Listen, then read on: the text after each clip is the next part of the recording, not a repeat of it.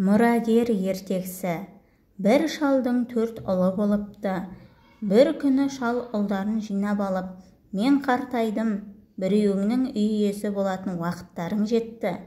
Кімнің ақылы байлығына сай болса, сол мұрагерім болады. Әрқайсың маған байлықтарың мен ақыл парасаттарыңды көрсетулерің керек дейді.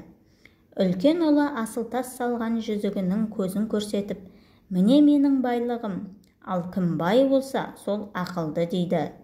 Екінші ұлы асыл киімдерін киіп, әдеміленіп келеді де, мені осы түрімде көргендер ақылым мен байлығымның алдында бас иеді дейді.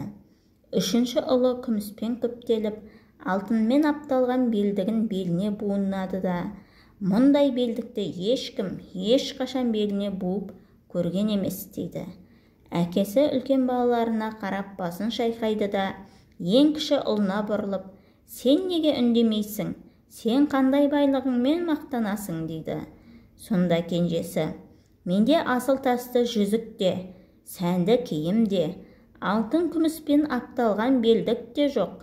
Тек жұмысқа жарамды 2 қолым бар, қайрат жігерге толы жүрегім бар дейді. Шалға кенже баласының тапқыр да ойлы сөзі ұнайды. Жұмыс істей білген адам жұтамайды деп, өзінің кенже ұлын үй шаруасын басқаруға мұрагерлікке атайды.